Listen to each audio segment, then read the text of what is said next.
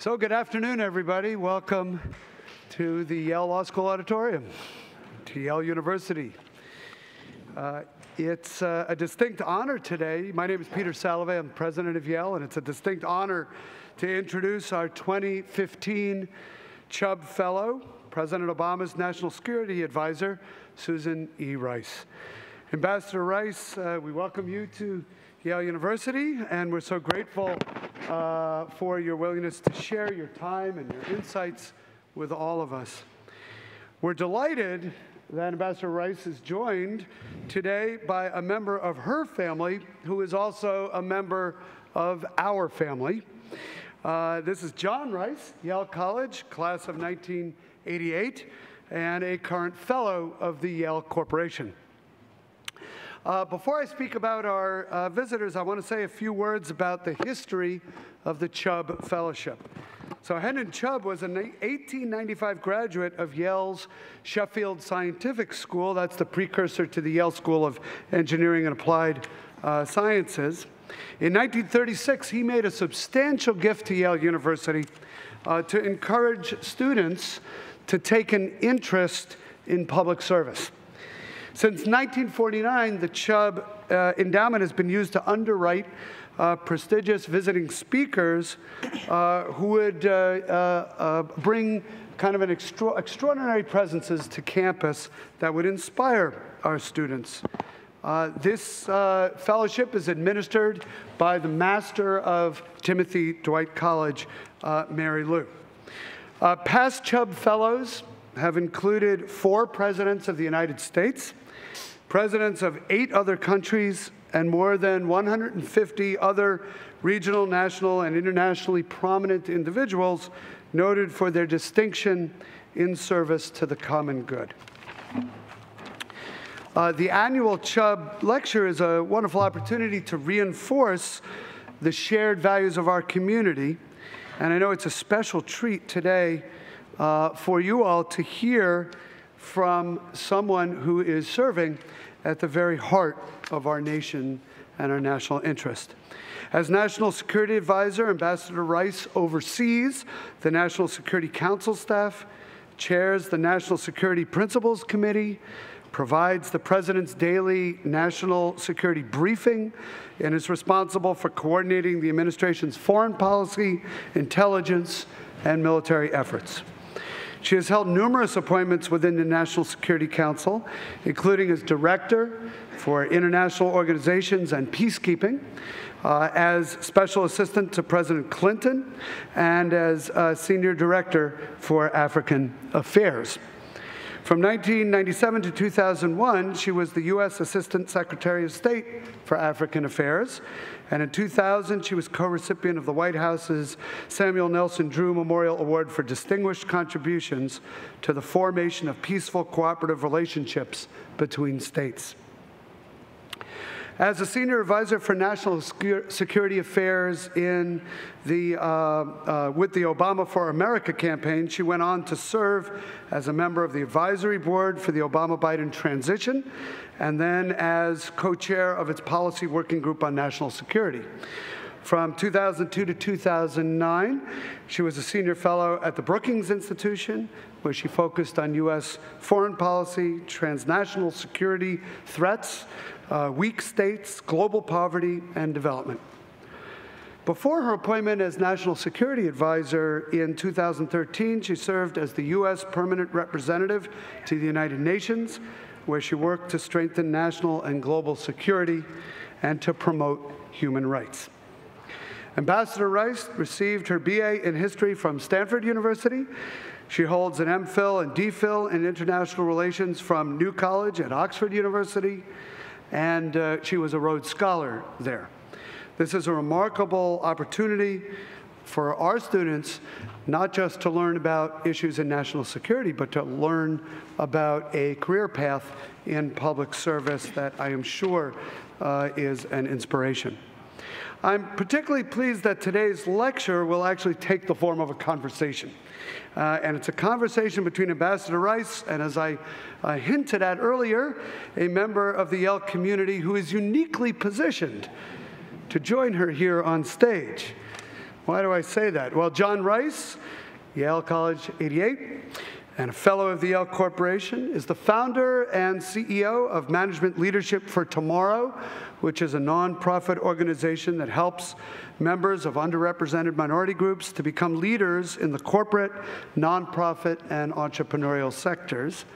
After graduating from Yale with a degree in Latin American Studies, he earned his MBA from the Harvard Business School.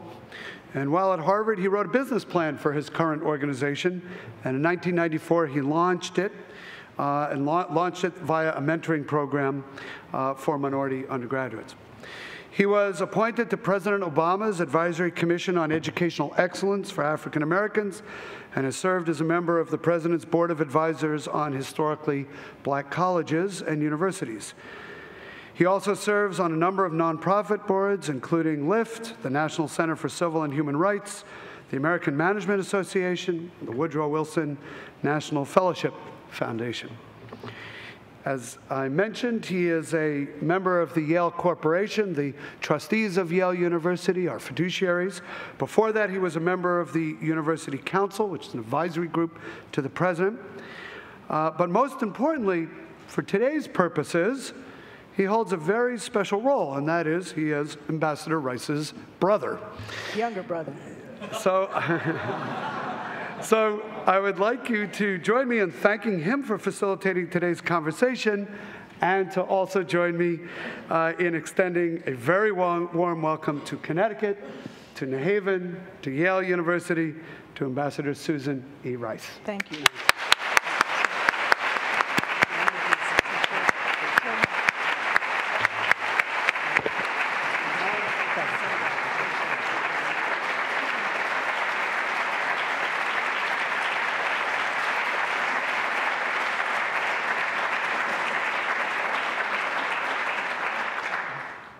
I feel like I need a phone book. Can you all see me? Johnny got all the height in the family. Yeah. She says that she likes to say that I'm a younger brother because she feels that she looks younger. So that's exactly. That's a side. So thanks for having us, first of all. And I think we're going to try to have some fun over the course of the hour here. And as Peter said, approach this a little bit differently than potentially some of the past Chubb Fellow lectures. What we'd like to do, and again, I'll say, Susan and I have had plenty of fireside chats over the years, but none in public. So this is the first time we've done this, and bear with us, right? So who knows where it will go, but we hope it will be instructive. And I think we like to structure it in a way that is a little bit different than if this were if I were someone like a real interviewer, okay, someone who does this for a living, who happens, and because I'm her brother, hopefully we can push a little bit further on some issues if she'll let me, get a little bit more personal, and hopefully we'll keep it professional. And hopefully we'll still like each other when we're done. Right. So the way we're going to structure this, in terms of the fireside chat, before we open it up for questions from you all, is we'll talk a little bit about the core here, sort of foreign policy, which is your living and breathing every day, and then I think we'd like to broaden it and talk more generally about issues that I know that Susan cares about that cut across. They may incorporate foreign policy, but they may be focused on other issues, and that she thinks are important. We want to get her thoughts on those a few themes there, and then we want to give you more personal and give you all a sense of what makes her tick, and hopefully to share some advice and perspective from the experiences that she's had. So that's going to be the approach. Obviously, that we'll open up for questions, and we can go anywhere with those questions as well. Is that okay, Susan? No. No? All right. Well, let's do it. It is what it is. Go ahead. I want to pour some water there too for it. This is something that she's never done. She's never, pouring some water for me. So I appreciate this is her first one. That's actually not true. She's a great cook. And she had us over for dinner on Sunday night and did a fantastic job. So I appreciate that.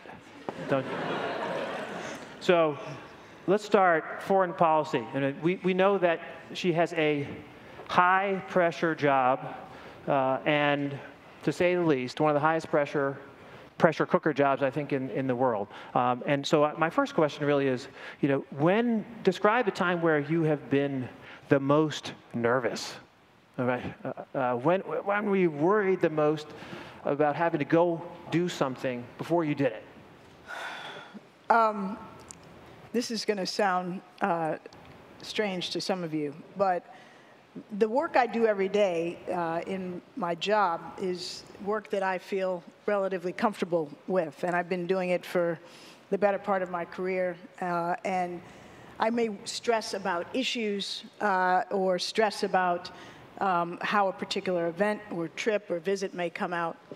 But that's very normal, manageable stress for me. The most stressed I've ever been in life, in all honesty, was when I had to throw out the opening pitch at the Nationals game in 2013.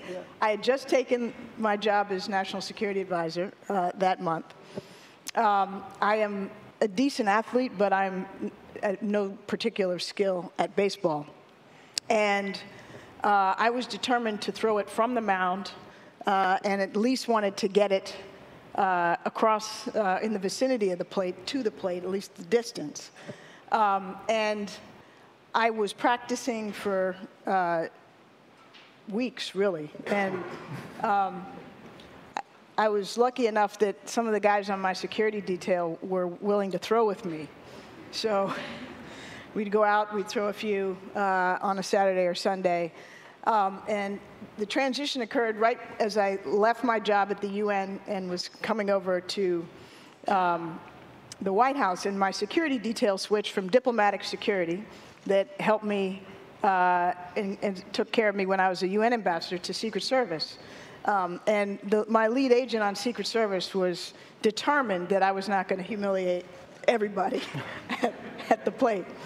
And so he was kind enough to throw with me in the tunnel right before I went out on the field. And I had to go out, and I was struck by how fast it all happened. You get there, and they say, okay, go to the mound, and 50,000 people are watching you, and you're either going to get it or you're not going to get it.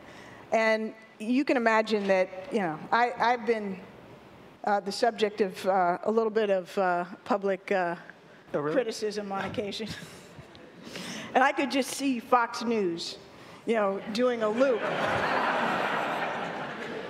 on me grounding the ball, So I got up there, and there was no time, and they said, okay, Susan Rice, the National Security Advisor. Johnny was there, and it was mostly cheers, but there were some audible boos. Yeah, they were. And I just had to throw. And I wound up and threw it, and I threw a strike across the plate. And my heart rate went from probably 190 back down to something like 70. And what would your boss have said? Yeah, well, exactly. The president would have ragged Yeah. on me until, there was no end. And he had done the same, and of course managed to throw a pitch, so he would have talked about me. And then I was worried, frankly, on behalf of all womankind, that, if I let the side down, that it would have been terrible. So that was stress of a sort I was not accustomed to, and I'm never, ever doing it again.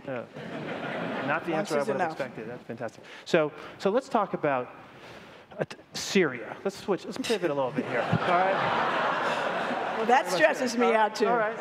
So I know you've shared with me how this is maybe the most complicated foreign policy issue that you've had to deal with intellectually in your career, in part because it seems like there are almost nothing but bad options that cascade into another set of worse options and even worse scenarios and so forth. So first question is is there any path to a political solution, and is there any way that we can mitigate or alleviate this humanitarian crisis that's coming out of there? Well, honestly, I do think that the crisis in Syria is the hardest problem to solve that I've encountered. And I've felt that way from the very beginning 4.5 years ago. And it's only getting harder. There's no question. I do think there is a path to a political solution. And we're working very hard towards that, as we have for quite a while. But as the dynamics have changed and the circumstances have evolved, in some ways, the path is more fraught when you consider that this is now a multi-front conflict. It's the opposition against Assad, Assad against the opposition and its people. It's ISIL and al-Nusra, the al-Qaeda affiliate, against both of those sides. And it's the world against ISIL and al-Nusra. So it is a mashup, if there is such a thing, on the battlefield. And the only way this gets resolved is through a political solution. There's no other way. I mean, you could have local ceasefires conceivably. We have periodic success in humanitarian access. But to deal with the primary concern we have, which is defeating ISIL, and ensuring that the threat that very pernicious terrorist organization poses is not exacerbated and doesn't reach our shores, is our primary focus. But to accomplish that, obviously, we also have to deal with the fundamental underlying conflict, which is a civil conflict, which has taken an extraordinary humanitarian toll. And we obviously have a great interest in alleviating the suffering. And that war can only end at the negotiating table. That's going to require a resolution, not frankly dissimilar from what was envisioned back in Geneva in 2012 when we were part of a negotiation that established a framework that envisioned a transitional governing authority agreed by mutual consent between the opposition and the government. And the theory of that was, if there had to be mutual consent, there couldn't be the perpetuation of the Assad's leadership in a regime that had lost all legitimacy with its people. There would have to be other elements from the existing government that had less blood on its hands in practice, elements of the opposition who were capable of bringing expertise to a transitional governing body, and then a period of transition, time to be determined, during which a new constitution could be written, elections could be organized, a ceasefire implemented, etc. That still remains fundamentally the likeliest outcome when eventually we get to a political solution. We are trying very hard to accelerate the achievement of the political solution, and Secretary Kerry last week met in Vienna with the foreign ministers of Turkey and Saudi Arabia and Russia, who are key players, obviously, in this. And he will meet again in what I expect will be just several days' time with that group and then a broader group of countries in the region with the aim of trying to operationalize some kind of political transition and ceasefire. The big thorny issue that remains is when and whether Assad steps aside. Our view remains that he has to go, that there can't be an end to this conflict, which has taken so many lives and caused so much suffering and displacement of over 4 million people, without him departing as part of the transition. But at what stage of the transition is something that is being discussed and debated. We have very different views than our coalition partners do from the Syrian government, the Russians, and the Iranians. But I think there is the potential for an arrangement to be agreed wherein this transition begins, perhaps with Assad still in power, but that it doesn't end with him in power.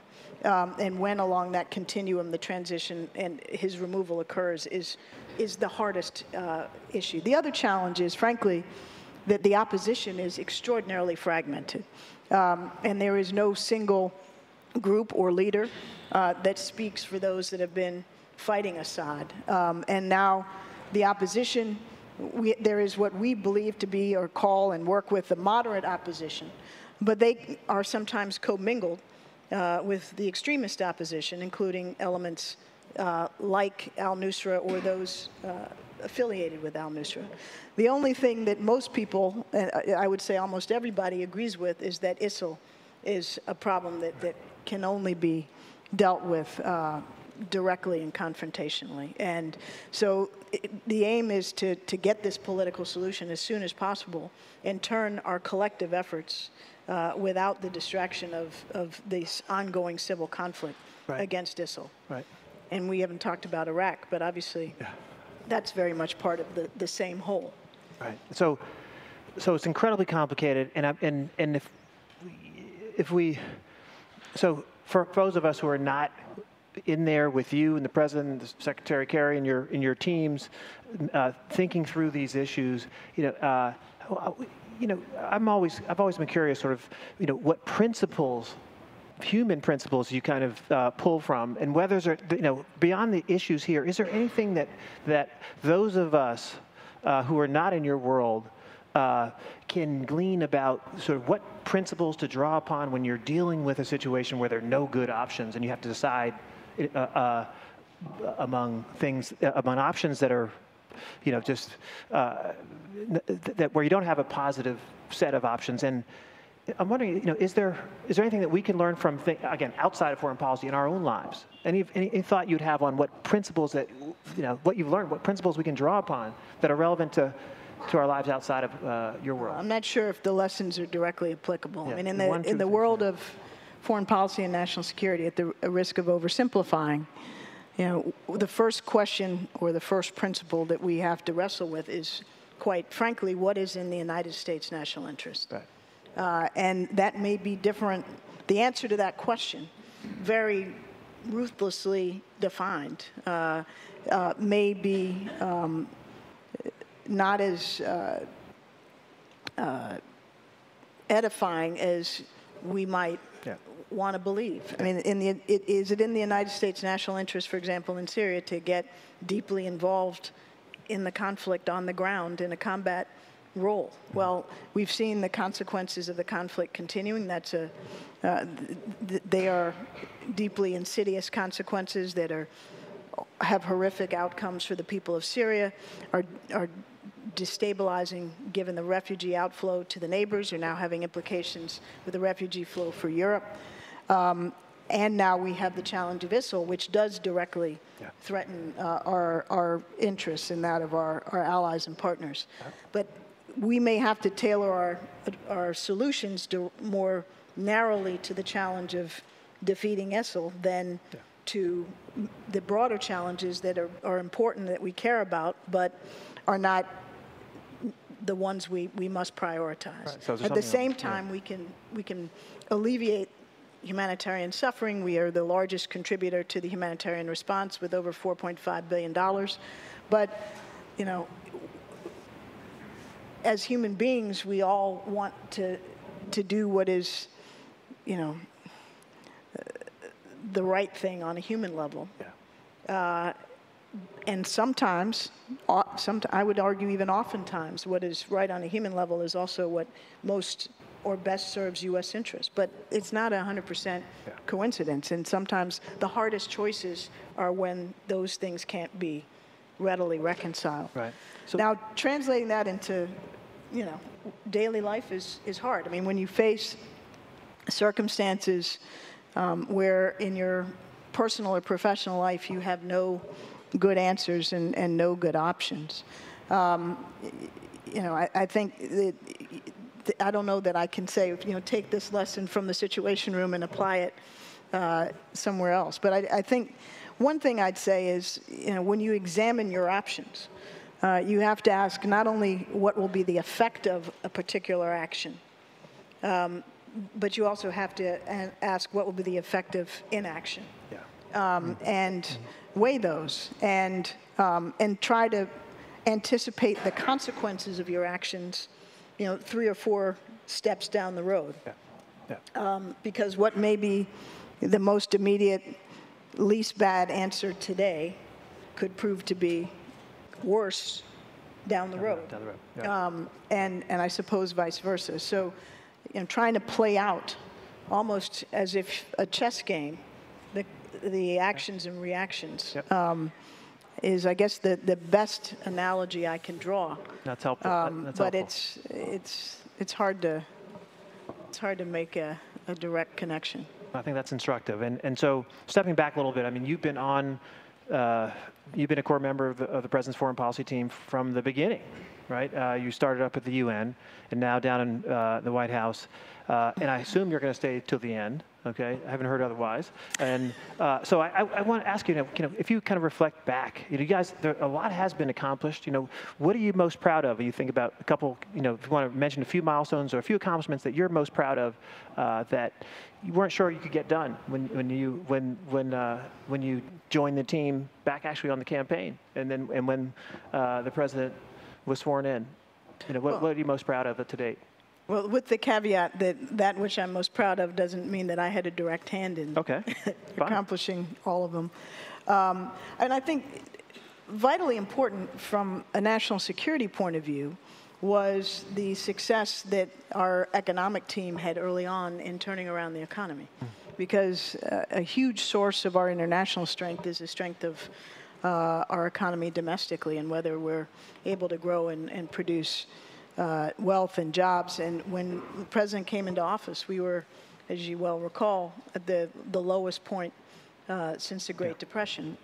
And now, after years, we are back to a place of economic leadership in the world. And the rest of the world has certainly made progress, but the economies in various different parts of the world are still relatively soft. We're now not impervious, obviously, but the strongest link. And that has been fundamental in restoring our leadership abroad. But beyond that, obviously, we've tried to focus on a number of things. First of all, despite the challenges that still remain in Afghanistan and Iraq, when President Obama came into office, we had 180,000 troops in both theaters. We are down to less than 10,000 in Afghanistan today. We'll be going down to 5,500 by the end of next year. And we're at about 3,300 in Iraq. And very narrowly tailored missions to supporting the Iraqis and the Afghans by training and advising and assisting them. We're not in combat in either theater directly anymore. And we're also engaged in counterterrorism in a targeted way. I think, the fact that we've been able to redeploy and rebalance and refresh our armed forces is vitally important to our readiness and our ongoing strength, even as the nature of challenges has evolved. But I'm particularly pleased that when you look around the world, we're rebalancing to Asia and the Asia Pacific. A great deal of our time and energy that doesn't get a lot of attention in the press is devoted to the work that we're doing in the Asia Pacific. We have just had, over the last several months, high-profile and very impactful visits from the Japanese leader, the Chinese leader, the South Korean leader, just this week, the Indonesian leader. We are heading to Asia next month. Again, we have gone, if not every year, then twice every year in the recent past for very important summit meetings out there.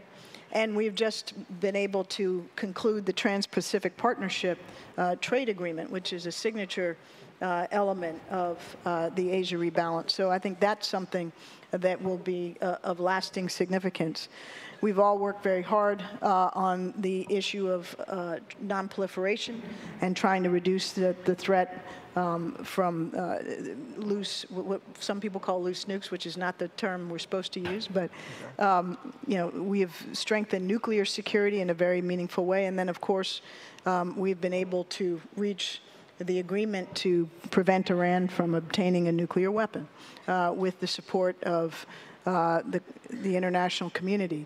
And I think that will prove, if fully implemented, to have been an unexpected and yet very meaningful means of constraining a very dangerous nuclear program and ensuring that Iran is not able to obtain a nuclear weapon. Right. So that's another thing. I think, frankly, when we look back on our time, I certainly will be very pleased that we've made an opening with Cuba and that 50 years of failed policy have been supplanted by what I think will prove over the long term to be the most effective means of opening up Cuba, both politically and economically.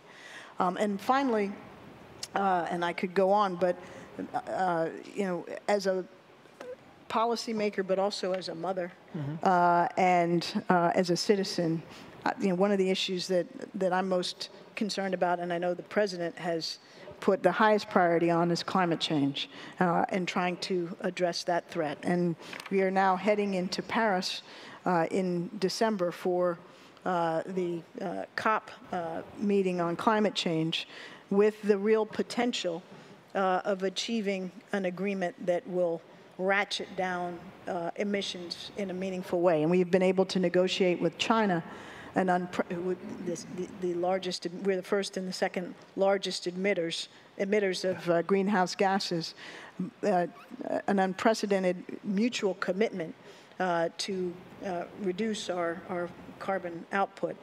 And that has set the stage for us to be able to gain commitments from countries amounting to 80%, 85% now of emissions around the world, to make very concrete national commitments to reduce their emissions. So if we can get this agreement in Paris, and if it is meaningful and substantive, that will be a huge step. Fantastic. And the steps we've taken domestically to reinforce that are a critical part as well.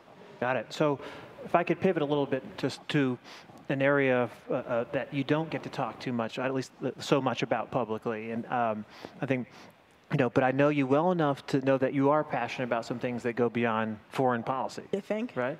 And there are things that are important to our nation. And one of the things that you share with me, Susan, is your passion for sort of the improving equality of opportunity in this nation and globally. And so when you think about hot button issues that are like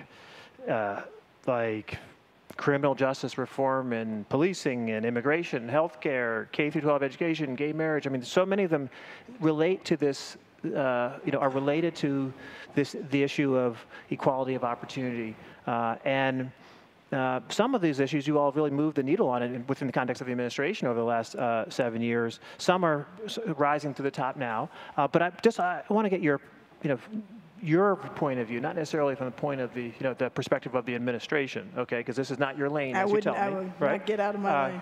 But given that we're here with members of the New Haven community and students and professors here at the university who are ambitious and idealistic and are tackling some of these tough issues, in your mind, what are the one or two critical levers that we should focus on in our nation to move the needle on equality of opportunity? Well,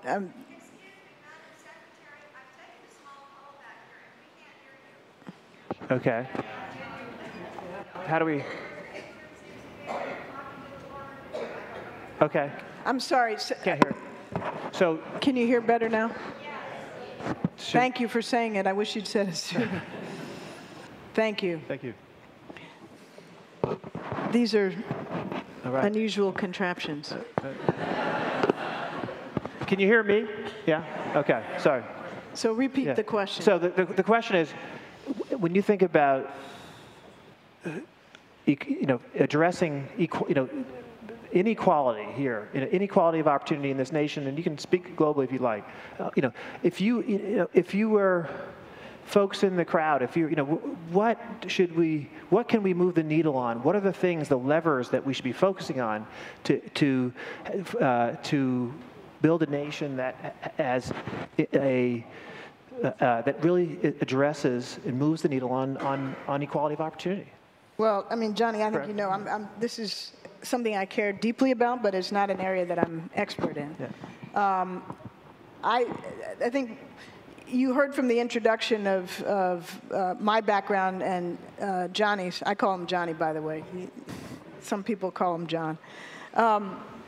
That we've taken very different career paths. But we grew up in the same household with the same values and the same parents and many of the same, I think, motivations and concerns. And I think this is an area that has united us. John's work is really about building ladders for those who have not had necessarily all of the privilege and opportunity that we've been blessed with, and that many are blessed with, so that they have the mentorship and the preparation and the training to go into high-powered careers and opportunities in business or management or the nonprofit world. But the theory of John's nonprofit is that if you catch a young person early on and give him or her, with all of their inherent talent, the opportunities, the mentorship, the training, the support to succeed, then the likelihood of their success goes way up. Yeah. And my own personal passion that is Johnny said, is not the focus of my work day to day, but is fundamentally an animating motivation, is I believe deeply, as many of us do, in the fundamental worth and equality of every human being. And I believe fundamentally, and this may be part of my experience as an African-American woman, that there is so much more talent out there than ever is able to rise to the surface. And that we have not only an obligation and an interest in nurturing and cultivating that talent, but that as a matter of national strength, and even indeed as a matter of national security, to the extent that we are not cultivating and nurturing that talent wherever it may reside, we are diminished. We are not firing on all cylinders. We're competing with one hand tied behind our back.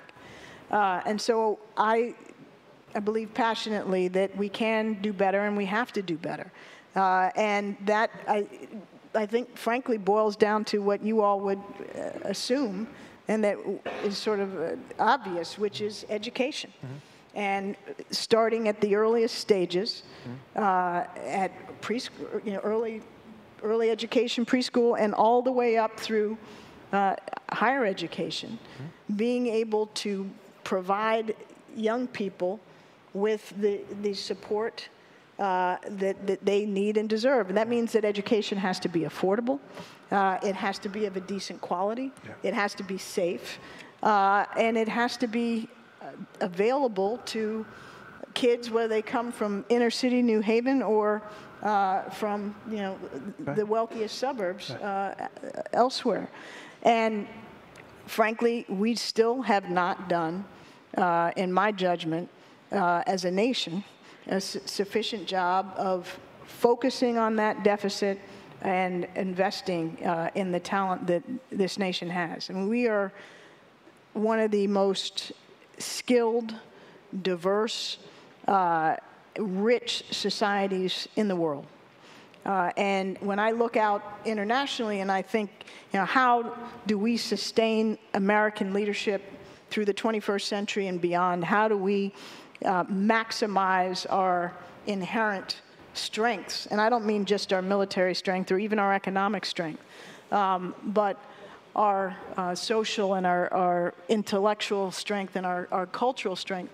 It necessitates that we take advantage of this extraordinary fabric that is our talented and diverse society. And if we're not doing that adequately, not only are we leaving behind so many, but I really truly believe we are not we're not fulfilling our potential as a global leader. Right. Right. So getting even more personal, okay? So we haven't gotten personal yet. Okay, well, you and I, here we go. Get real personal. All right, we'll get more. So you're a mom of two.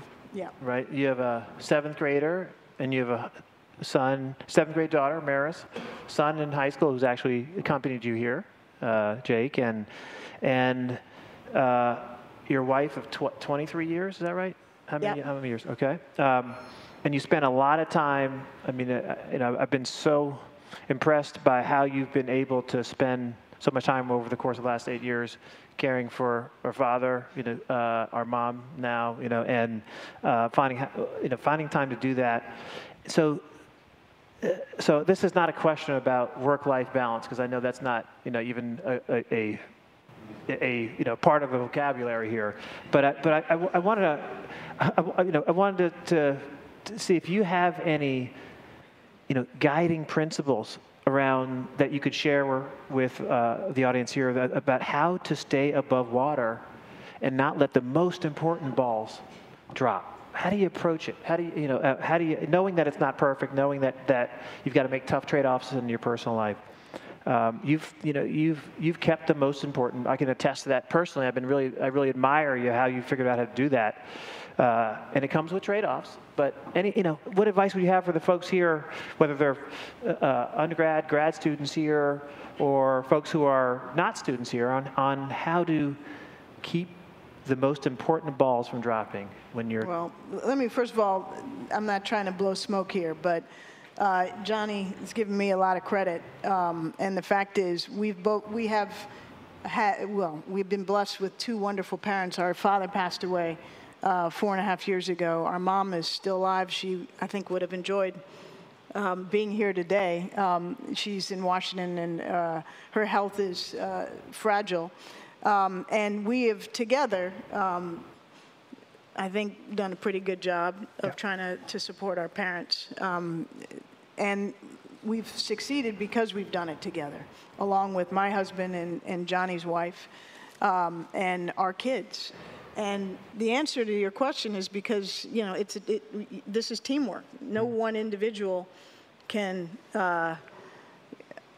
manage, the challenges of taking care of kids, taking care of family, taking care of self.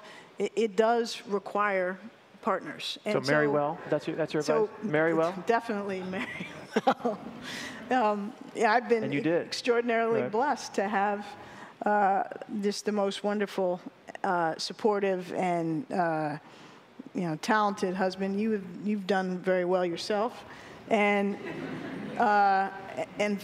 fortunately, everybody likes each other, so we have been a team. But if I had some advice, I'd say the following. First of all, everybody is different. Every circumstance is different. And I hate these conversations where, women debate whether they lean in, lean out, tell everybody how to handle their lives. My view on this is everybody's life is different. Everybody's circumstance is different. People need to stop telling each other what to do and just support each other and recognize that everybody's trying to make the best choices they can in their particular circumstances. And there's no one-size-fits-all formula. The only thing I can say from my vantage point that has been a valuable principle for me is that family comes first. And even in a job like mine, family comes first. And your dearest friends, because when everything else falls apart, that's what you've got left.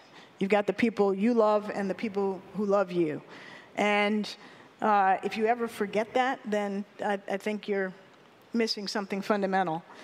And I just want to say, I've thought a lot about this in my own life, and I've just seen it modeled in the most extraordinary way when having had the privilege of working very closely with Vice President Biden, who's just gone through extraordinary loss, and in the context of working, the second toughest job in the world. And he has been there for his family. His family has been there for him. He was there for Bo, just as he was there for Bo and Hunter early in their lives when they suffered extraordinary loss. And he is living proof that you can and you must invest your utmost in the family, even as you take on the most challenging responsibilities that you might find, whether in government or the private sector or the nonprofit world. So, there have been times in my professional life and personal life where we've hit very painful patches. But what has made it all sustainable and worthwhile is that we've had each other, and we've had our extended family, and the love and support of our kids and our parents and our spouses. And I think it's a simple truism, but I think sometimes in the rush and the press of professional life and stress, that can sometimes be forgotten, and it shouldn't be. All right, so before we open it up for questions, I have one last one, and it builds upon what you said, and it speaks to, you've had quite a roller coaster ride, right, over the course of the last few years. I mean, you had a great run at the UN, felt like you got a lot done there. Benghazi came up, and that got politicized. The whole Secretary of State stuff, and now what you talked about, some of the things that you've really been excited about over the course of your tenure here and as a National Security Advisor. So there are probably lots of people here today whose parents are worrying how they will handle adversity when it comes up. How do you, and handle setbacks, because so many folks here up at Yale haven't had big setbacks yet, and these can be a new frontier because you've had so much success in your lives to date. And I'm wondering, what advice would you have for these folks about what you draw on when you have setbacks, when you have adversity? When that comes, where do you draw on? Do you draw on from family? What do you look at? What do you do? Even especially in times where you feel like you may or may not have done anything to bring that adversity on yourself. I know it's a tough question, but it's a personal question. But anything you would share with the group about how to deal with adversity when it comes? Well, I think the first answer is the answer I already gave, which is that family and friends and the strength that they provide. But I think also the strength has got to come from inside. Mm-hmm. And now just speaking very, very personally, I have, for better or for worse, I've always known who I am. I've always known what I believe. I've always tried to do what I do with the utmost integrity and intensity. And I believe that, I know who I am, and I also know who I'm not. And when I'm watching a caricature or a critique of myself that is painful and personalized, I'm able to, I don't want to suggest that I don't feel offended or I don't feel hurt in some instances by it. But I'm also able to distinguish between what I know about myself and who I know myself to be and what is being said. Yeah. And to the extent that I'm able to understand and maintain that distinction, I can keep a certain distance from it. What's harder, and I'll tell you that, you know this, but I'll just acknowledge it here. The hardest thing for me going through the period you described in 2012 was not what it felt like for me. The hardest thing was what I saw it do to my mom and to my daughter, who were in very different ways and different. I mean, Maris was 5th grade? No. 11 or 12? No, she's 12 now. Oh, my God. So she was 9. Right? Yeah. It really hit her very, very hard. She was old enough to be able to understand that her mom is being vilified on the television and hear the things that were being said and sort of understand why it was happening, but not really understand that what you see isn't necessarily all that there is to the story. And it really was briefly but intensely destabilizing for her. And then my mom, who's tough as nails, but has an addiction to cable news, just couldn't turn the television off, but also it was driving her absolutely insane. And this after she'd just come out of the hospital and been through surgery and very difficult recovery and all this stuff. And, she just was beside herself. And it was the only time that I was really, I hate to say this, but I was glad Dad wasn't alive. Because if Dad had been alive, he would have taken his shotgun up to Capitol Hill, and it would have been all over. Right. So, grew up in South Carolina, right? So, right. The other thing I'd say is that you keep working, you keep doing what you believe. Yeah. And in some ways, it was great to be at the UN at the time, where the issues that we were working on and that my fellow ambassadors cared about were far removed from the noise in Washington. Yeah. It was incredible to me that as UN ambassador, I would have to go before the UN press corps multiple times a week and make statements or take questions. I never once at the UN got asked about Benghazi, because they didn't care. They saw it as a manufactured political story, and they wanted to ask about the issues on the UN agenda. Come to Washington, it's a little bit different. A little different, yeah. Got it.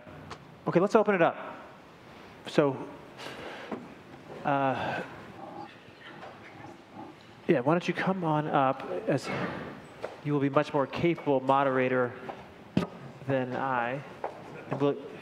So how do we want to run this? She's running it. First, I just want to make sure we give a large round of applause to Ambassador Rice and John Rice.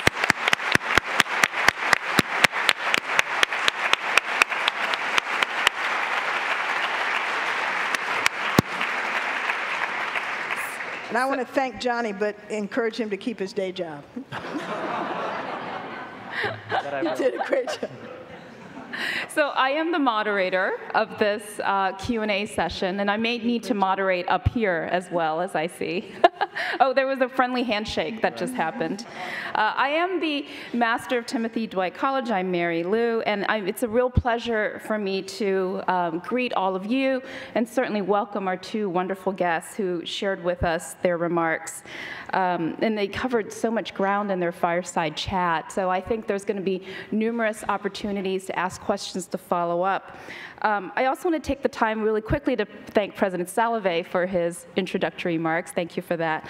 So we are going to open up for questions right now, so please go ahead and line up either two microphones right here and just be in a very orderly fashion. And we'll alternate between the two microphones. I'm seeing two very large lines forming, and we will not be able to get through all of the questions. I already am apologizing to the people in the back. So I will just say, once you ask your question, please step aside from the microphone, and let's let our wonderful guests respond. So let's start on this side. I live in Ukraine. I've done so for the past 25 years.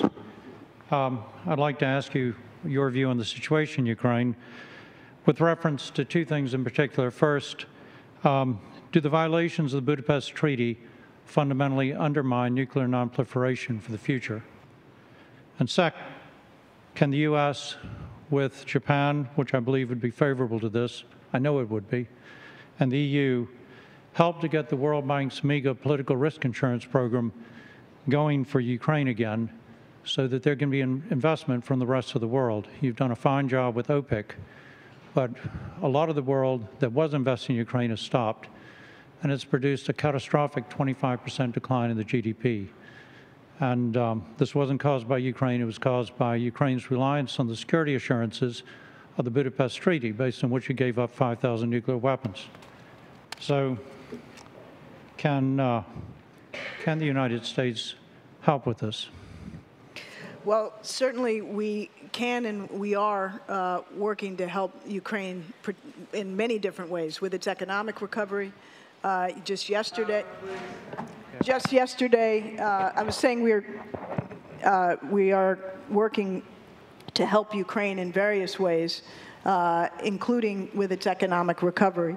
Just yesterday in Kyiv, we announced the third $1 billion U.S. government loan guarantee for the government in Kyiv. We are providing technical assistance, we're providing military aid, we're providing various forms of security and economic support to the government. And the loan guarantees, of course, are not the sum total of our economic assistance, but they're part and parcel. We've also been very active with Europe and the international financial institutions to try to provide the support that Ukraine is now receiving through the international financial institutions. So we are very much trying to support economic recovery in Ukraine and its independence from its former dependence on Russia and the East. So there have been some creative ideas, and you may be referring to some of the ideas that George Soros has talked about. Correct. And these are ones that we have looked at very carefully. I've spoken myself to Mr. Soros about this, as have many of my colleagues, including Secretary Liu. His idea relies on a mechanism within the European Union and their ability to activate a mechanism that could leverage additional funds. And unfortunately, there are a number of complexities with it, but the principal one being that the Europeans have not been interested in pursuing that option. Yes, his way of doing it is not the only way. There are other ways. And as a lawyer in the private sector there for 25 years, we have a lot of clients that would like to come in and make a contribution to the economy. The private sector has been forgotten. He is correct. Without political risk insurance, when it gets to board approval level, companies are afraid. With that, they will go forward with the plans they would like to implement. And I personally have actually, my law firm, a couple of $1 billion of investment that is presently frozen that could be unblocked with political risk insurance at the MEGA level, as has been done for the West Bank and Gaza. That would work. Soros's mechanism probably doesn't. Well, I appreciate that, and I'll look into it. Thank you. Thank you. Yes, this gentleman here. Thank you, Ambassador Rice and brother. You can call him Johnny. It was very interesting to hear the personal side, to know that behind that very formidable government figure that you are, that there is a very personal side that's very important. I just want to, my question has to do with Syria, but very quickly regarding this gentleman in Ukraine. We represent a consortium of students all over the world, and many of them are in Ukraine. And they asked me to ask you one question, or to let you know one thing, and that they are very concerned about the fact that the general prosecutor in Ukraine, they feel, is corrupt and is not really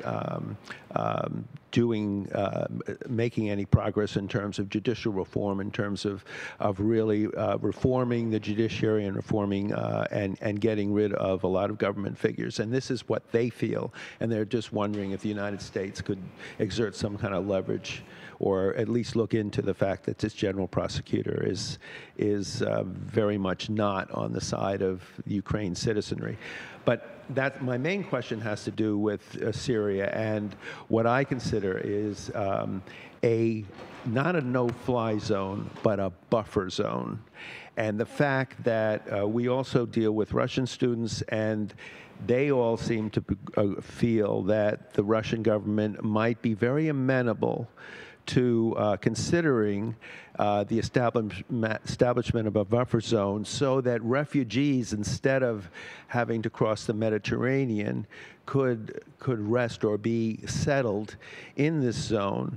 With obviously, there's a lot of problems with that. I realize there's costs, and then there's possibility of conflict. But if the Russian government is willing to support this, and they feel it will, because the refugees, a lot of these refugees, or a lot of these terrorists, a lot of jihadists could be part of the refugees and going back to Russia.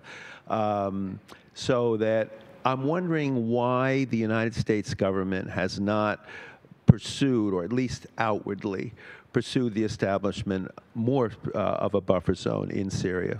Thank you very much. Well, thank you for the question. It's a topical one. We have, at various points during the course of the crisis in Syria, weighed the merits and risks of various forms of zones, as we shorthand them.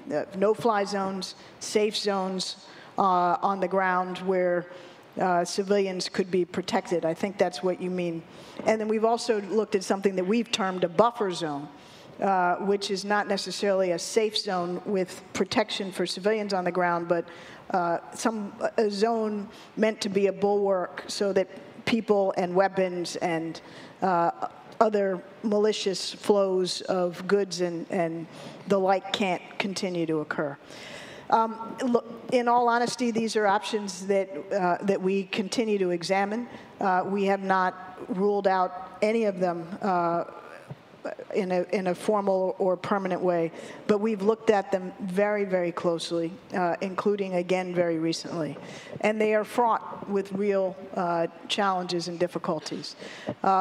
They are incredibly resource intensive to secure. So take your model of, let me call it a safe zone, on, let's say, the northern or southern border within Syria, either abutting Turkey or abutting Jordan, where theoretically civilians might be protected.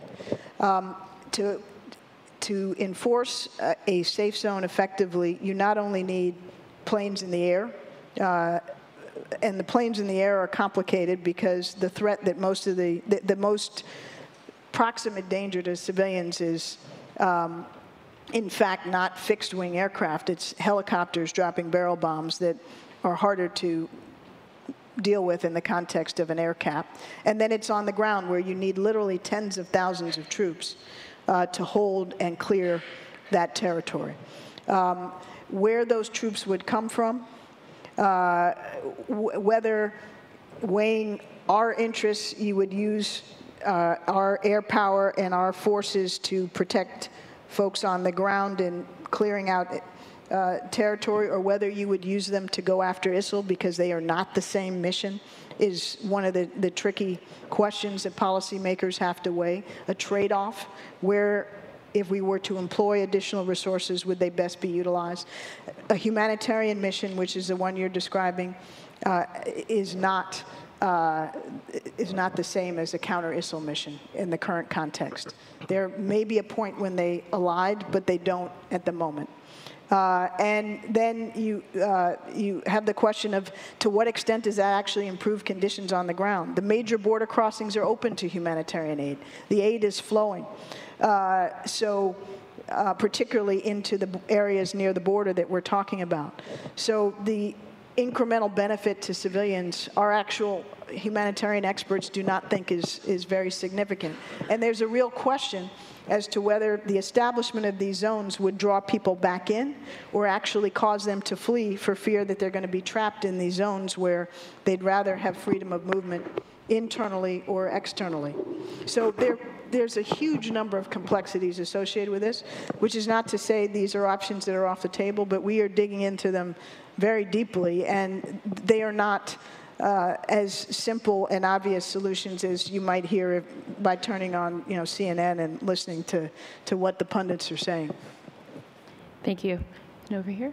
Hi, sorry, I have laryngitis, but I didn't want to pass up this opportunity to ask you a question. It may be for both of you. One is, as a woman of color, you're constantly in international settings where you are maybe the only woman in the room or the only African American in the room, or, well, but. Not always, but often. Wondering how you handle yourself in those situations where you might find sexism or some type of discrimination against you because of who you are. And the other part of my question is, I teach at an inner city high school here in New Haven at Hill House, and it may be more towards you, Johnny. What do you think we can do at the local level to help our kids to like experience things like this, to expose them to international, because they think very small, they think very locally, and to get them to think more outside of New Haven or their particular situations, and contribute, like you were talking about at the end, about there are so many resources that we don't tap for whatever reason, that America might be losing out on the potential that we have. And who knows, maybe the person who has a cure for cancer is a high school student in Hill House, but they may not have the same opportunities that others have. So if you could address that. And then, okay, could you all hear the question? So the one was directed to me and one was directed to Johnny. The one directed to me was, and I hope I don't do it misjustice, but essentially, as an African-American woman finding herself in various international settings, how do I deal with being the only one, or being certainly one of few, and have I faced discrimination and the like? And I think the answer is, obviously there are some circumstances where I may be the only woman in the room or the only person of color. But I'm representing the United States of America. And I have found that when I show up in whatever role I'm in, even when I was in far more junior roles, as a representative of the United States of America, people primarily dealt with me on that basis. I can't pretend that there haven't been occasions when people have made flip comments or been somewhat condescending, but for the most part, they don't have the space or the ability to do that or to dwell on it, because they know at the end of the day that they have to deal, for better or for worse, with whatever the United States government is coming or saying or doing. And that's the basis on which I have found that I'm interacting on most, if not all, occasions. And so I, to a great extent, have not found that to be an impediment. Far more of an impediment, frankly, but still overridden by this fact that I was representing the U.S. government, was when I was 32 years old, and the Assistant Secretary of State for African Affairs, and often the senior American official going around representing the United States. And it was my youth, rather than my gender or my race, that was most noticed, and still not something that, at the end of the day, got in the way of my doing my job. I'd quickly say, relative to Hill House, sure, the easy answer is to expose your students, to what's happening over here at Yale, and get them over here and invite them to things like this and so forth. I think that's part of it. I'm sure we can do more of that. But I also think the tougher thing, and the thing we need to do more of, is take the Yale over to them, and meet them where they are. Coincidentally, when I was a student here, I started I got my first exposure to kind of my first bug and excitement around mentoring and the social sector. Actually started a program over at Hill House High School. This is back in the 80s.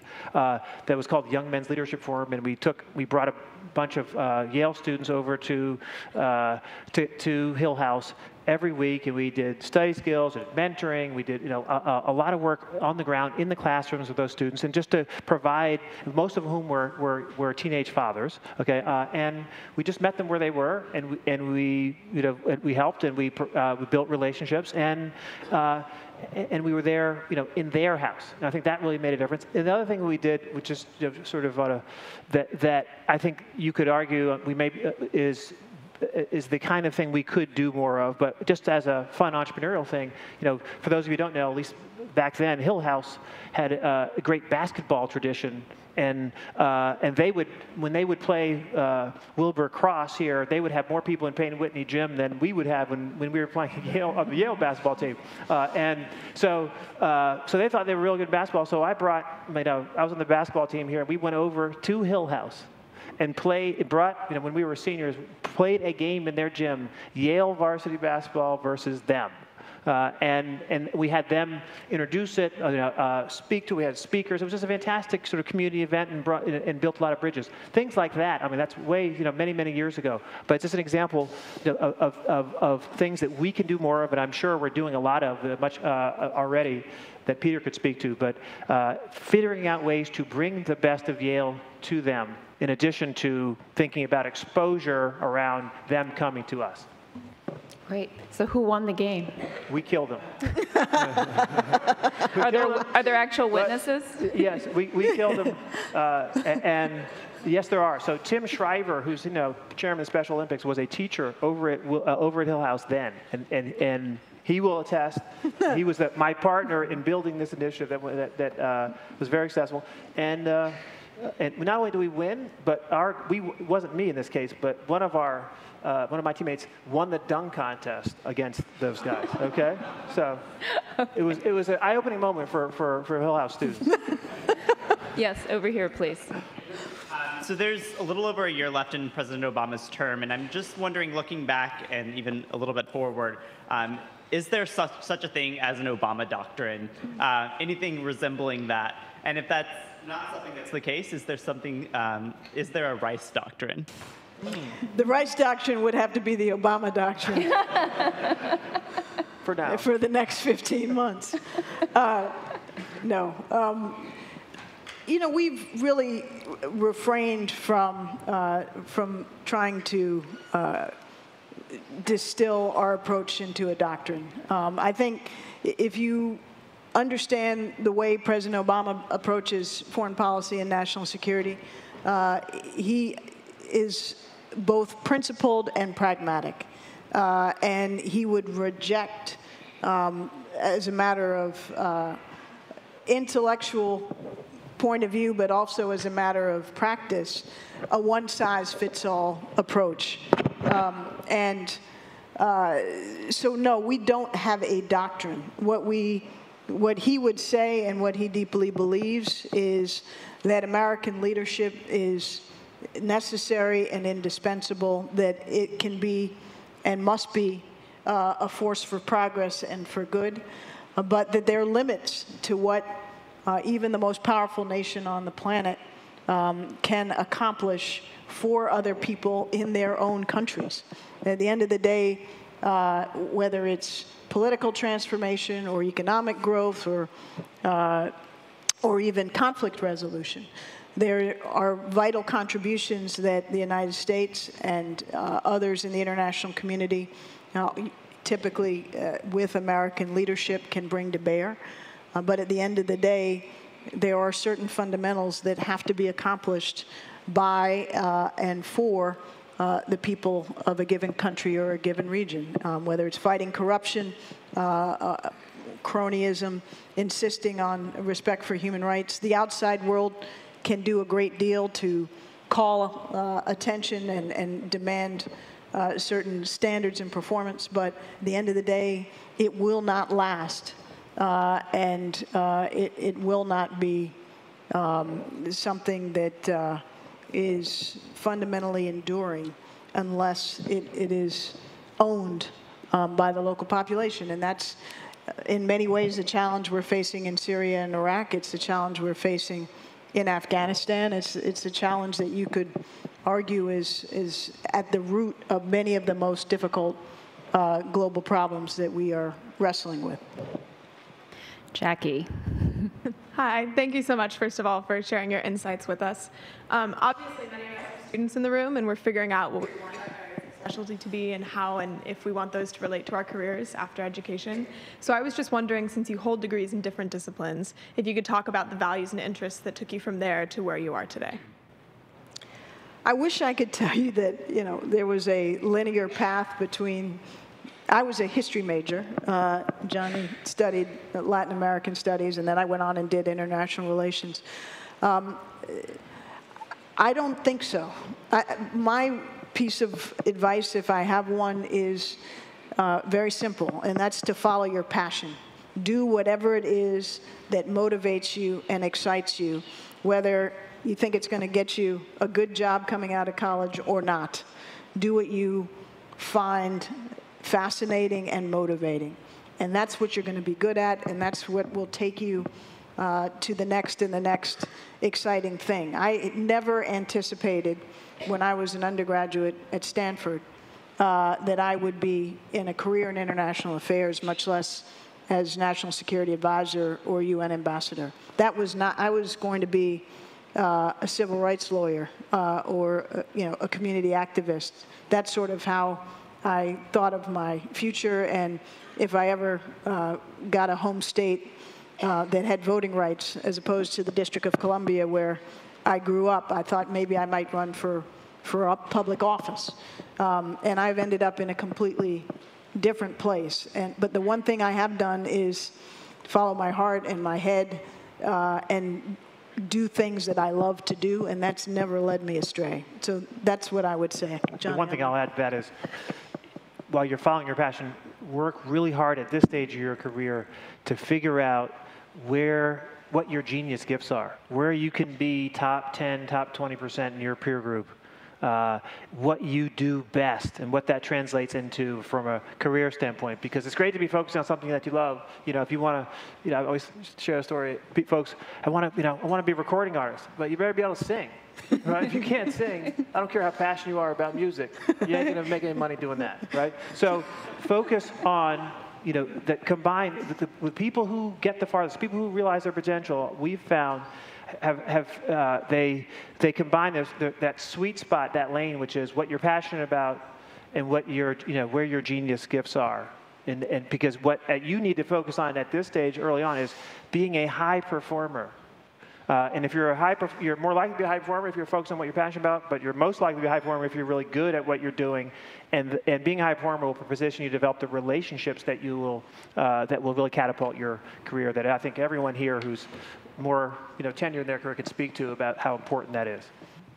So I'm afraid we're actually out of time. So I feel very badly for your two lines that waited so patiently. Can we please give Ambassador Rice and John Rice another round?